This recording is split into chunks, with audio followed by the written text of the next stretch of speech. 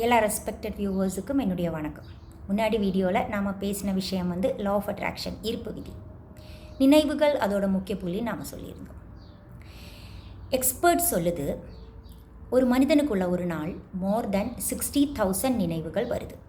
இந்த 60,000 நினைவுகளில் 85% நெகட்டிவ், நம்மளுக்கு தேவையே இல்லாதது. 90% ரிப்பிட்டேட்டிவ், தொடர் நினைவுகள். இந்த நினைவுகளை கட்டுப்பாட்டுக்கு கொண்டு வந்தால் மட்டும்தான் நாம் என்ன நினைக்குதோ அது நம்மளால் சாதிக்க முடியும்.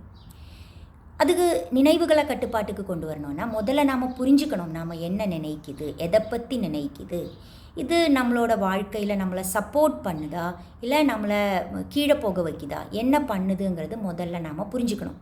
நம்மளோட ஒவ்வொரு நினைவையும் நாம் ஃபில்டர் பண்ணி நம்மளுக்கு தேவையானதை மட்டும் நம்மளுக்குள்ளே நிறுத்தணும், மற்றதை எல்லாத்தையும் நாம் தள்ளி விட்டுடணும்.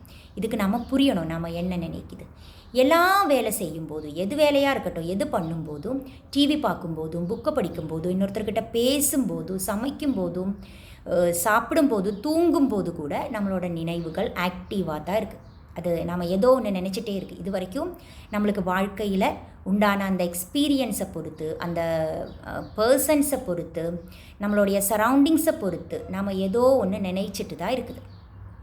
அது நெகட்டிவாக பாசிட்டிவாக. இந்த நினைவுகள் பாசிட்டிவாக இருக்கும்போது மட்டும்தான் நம்மளுக்கு பாசிட்டிவ் எக்ஸ்பீரியன்ஸ் கிடைக்கும். நினைவுகள் நெகட்டிவாக இருந்தால் கண்டிப்பாக நம்மளோட வாழ்க்கையில் நம்மளுக்கு நெகட்டிவ் எக்ஸ்பீரியன்ஸ் தான் வரும். பாருங்கள், இந்த உலகில் இருக்கிற எல்லா விஷயங்களுமே ஆரம்பித்தது ஒரு நினைவிலேருந்து தான். அது எதுவாக இருக்கட்டும், எவ்வளவோ பெருசாக இருக்கட்டும், எவ்வளவோ சின்னதாக இருக்கட்டும், அது எப்படி அது உருவானது, அது ஒரு நினைவிலேருந்து, ஏதோ ஒருத்தருடைய நினைவிலேருந்து தான் அந்த விஷயம் உருவாயிருக்கு. அது ஏதாச்சும் ஒரு பொருளாகலாம், எதுவாக இருக்கலாம். அப்போது இந்த லா ஆஃப் அட்ராக்ஷன் சொல்லுது, நம்மளோட நினைவுகள் பொருளாக மாறிடும்.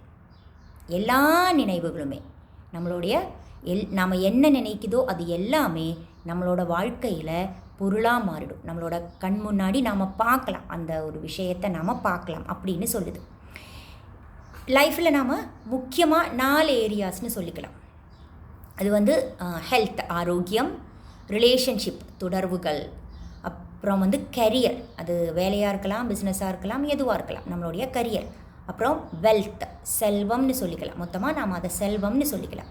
இந்த 4 ஏரியாலேயும் ஒரு சில பேருக்கு எல்லாமே நல்லா தான் இருக்கும், ஒரு சில பேருக்கு ஏதாச்சும் ஒரு ஏரியாவில் பிரச்சனை இருக்கும், இல்லைனா ஒரு சில பேருக்கு மொத்தம் எல்லா இடத்துலையும் ஏதாச்சும் ஒரு சவால் இருந்துட்டு தான் இருக்கும். அதை நாம் புரிஞ்சுக்கணும், நம்மளுக்கு எந்த ஏரியாவில் பிரச்சனை இருக்குது, நாம் எதை இம்ப்ரூவ் பண்ணிக்கணும், எதை அப்கிரேட் பண்ணிக்கணும், எதை கரெக்ட் பண்ணிக்கணுங்கிறது நாம் முதல்ல புரியணும். உங்களுக்கு வேலை இல்லைன்னா நீங்கள் உங்களுக்குள்ளே நினைக்க ஸ்டார்ட் பண்ணணும். எனக்கு ஏன் வேலை இல்லை, கண்டிப்பாக எனக்கு ஒரு வேலை கிடைச்சிதாகணும், அதுக்கு நான் என்ன பண்ணணுங்கிறது நீங்கள் நினைக்க ஸ்டார்ட் பண்ணணும். அப்போ தான் அதுக்கு ஒரு முடிவு உங்ககிட்ட வரும். பாருங்கள், இப்போது நினைப்பு தான் எல்லாமேன்னு சொல்லுது. எல்லாமே ஸ்டார்ட் ஆகிறது நினைப்புலேருந்து தான் சொல்லுது. அப்போது நாம் ஒரு சோஃபாவில் சும்மா உட்காந்துக்கிட்டு எனக்கு ஒரு வேலை வேணும் நினச்சிட்டே இருந்தால் அந்த வேலை நம்மக்கிட்ட வருமா? கண்டிப்பாக இல்லை. அதுக்கு இன்ஸ்பயர்டு ஆக்ஷன் தேவை.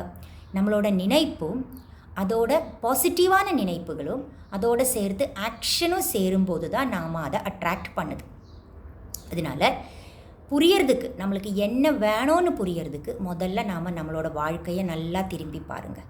ஒரு 2 இயரா, 5 இயரா, இல்லைனா ஒரு 6 மந்த்ஸாக உங்களோட வாழ்க்கை எப்படி போயிட்டுருக்கு, எல்லாமே சரியாக போயிட்டுருக்கா? உங்களோட டாமினன்ட் தாட் என்ன, இம்பார்ட்டண்ட்டாக ரொம்ப முக்கியமாக நீங்கள் என்ன நினைச்சிட்ருக்கு? ரொம்ப பாசிட்டிவாக எல்லாத்தையும் பார்த்துட்ருக்கா, இல்லை நெகட்டிவாக பார்த்துட்ருக்கா? இனிமேல் எதுவும் சரியாகாது, இது சரிப்பட்டு வராது, அந்த ரிலேஷன் சரிப்பட்டு வராது, இந்த ஹெல்த் இனிமேல் சரிப்பட்டு வராது, அப்படி நெகட்டிவாக நினச்சிட்ருக்கா இல்லை பாசிட்டிவாக நினச்சிட்ருக்கா?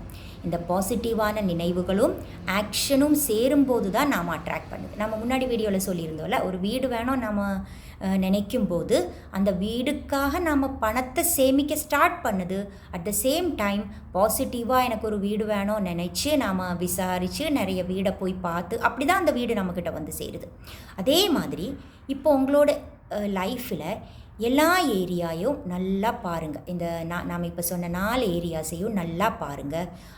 அதில் எது இல்லை, எதை இம்ப்ரூவ் பண்ணிக்கணும், வேலை இல்லைன்னா வேலை வாங்கணும், இல்லை வேலை இருக்குது சேலரி பத்தலைன்னா அதுக்காக நாம் என்ன பண்ணிக்கணும், இந்த மாதிரி எல்லாம் யோசனை செய்ய ஸ்டார்ட் பண்ணுங்கள். இதை நாம் வேணால் நாளாக பிரித்து நீங்கள் ஆக்சுவலாக இந்த வீடியோஸை பார்க்கும்போது அதை சும்மா பார்த்துட்டு விடாமல் இதை ப்ராக்டிஸ் பண்ண ஸ்டார்ட் பண்ணுங்கள். இப்போது இன்றைக்கி ஆக்சுவலாக மே 9th 2025 ஒரு 6 monthஸில் உங்களோட லைஃப் எப்படி மாறணும், இல்லை 1 yearல எப்படி மாறணும், இல்லை 2026 மே ஆகும்போது உங்களோட லைஃப் எப்படி இருக்கணும், இதை நீங்கள் கனவு காண ஸ்டார்ட் பண்ணுங்கள். எந்த இம்ப்ரூவ்மெண்ட்ஸ் உங்களோட லைஃபுக்குள்ளே வந்துடணுங்கிறது கனவு காண ஸ்டார்ட் பண்ணுங்கள். அதில் என்ன வேணும், உங்களுக்கு இப்போ என்ன இருக்குது, என்ன இல்லை, எது உங்களுக்கு தேவை, இது கரெக்டாக கிளியராக நீங்கள் ஒரு கோல் லிஸ்ட் போட்டு ப்ரிப்பேர் பண்ணுங்கள். இதை கோல் லிஸ்ட்னு சொல்லிக்கலாம், விஷன் லிஸ்ட்னு சொல்லிக்கலாம், ட்ரீம்னு சொல்லிக்கலாம், என்ன வேணால் சொல்லிக்கலாம். இந்த ஒரு லிஸ்ட்டை நீங்கள் ப்ரிப்பேர் பண்ண ஸ்டார்ட் பண்ணுங்கள். உங்களுக்கு என்ன தேவை, உங்களுக்கு என்ன தேவையில்லைங்கிறது நீங்கள் கரெக்டாக எழுதி வச்சு அதை கிளாரிட்டி, அதை விஷனுக்கு கொண்டு வர ஸ்டார்ட் பண்ணுங்கள். இந்த கோல் லிஸ்ட் எப்படி ப்ரிப்பேர் பண்ணணுங்கிற விஷயம் நாம் நாளைக்கு டீட்டெயிலாக டிஸ்கஸ் பண்ணிக்கலாம். அதுக்கு முன்னாடி நான் உங்ககிட்ட ஒரு விஷயம் கேட்டுக்கிறேன்.